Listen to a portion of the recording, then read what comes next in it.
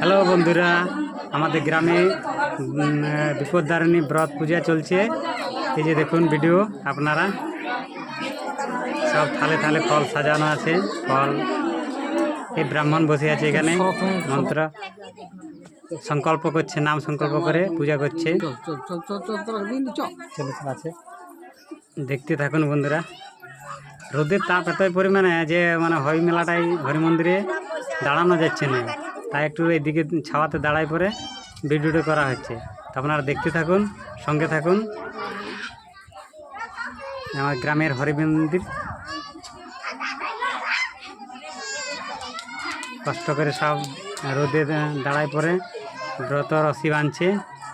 বিপদদারিণীর হাতে একটা করে রশি বাঁধতে হয়, সেই রশি বেঁধে দিচ্ছে। এই যে পুরোহিত মশাই সবাই লাইন দিয়ে বাঁধার জন্য যাচ্ছে। দেখুন, আজ রোদের তাপটা এতই পরিমাণে যে কি আর বলবো। ঠাকুর মশাই এদিকে আসুন, এদিকে আসুন। এই ধারে রোদে দাঁড়াতে যাচ্ছে না। দেখতে থাকুন বন্ধুরা, সঙ্গে থাকুন, ভিডিওটা শেষ পর্যন্ত দেখুন। এই ঠাকুর মশাই ছাওয়াটাকে আসুন, ছাওয়াটাকে এখানে করে এই ছাওয়াতে নিয়ে আসা হলো। ছাওয়ায় পরে বাঁধে দিচ্ছে রশি।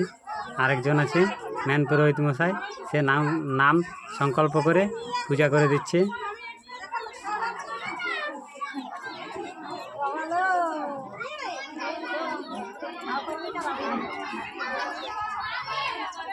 তো দেখতে থাকুন বন্ধুরা, এটা হচ্ছে চাকা হরি মন্দির, মিডিল পয়েন্টে। এখানে হরি মন্দিরেই পূজাটা হয়, ব্রত পূজা, বিপদদারিণী ব্রত পূজাটা হয় প্রত্যেক বছরই এখানেই হয়। খুব ব্রত আছে 85 থেকে 90 জনা লোক সব পূজা করছে আর কি,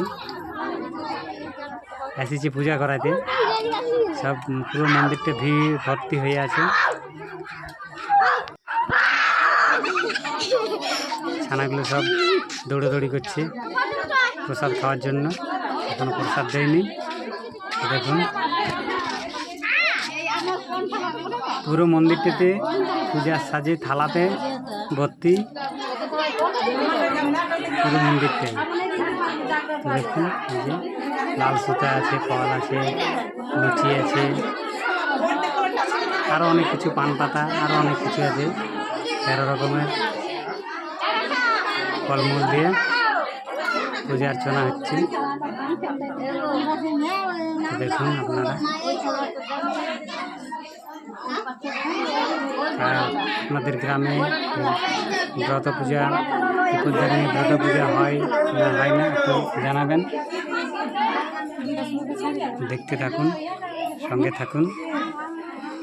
ভিডিওটা ভালো লাগলে অবশ্যই শেয়ার করবেন, লাইক কমেন্ট অবশ্যই করবেন, আর বন্ধুদের দেখার জন্য একটু অনুরোধ রইল।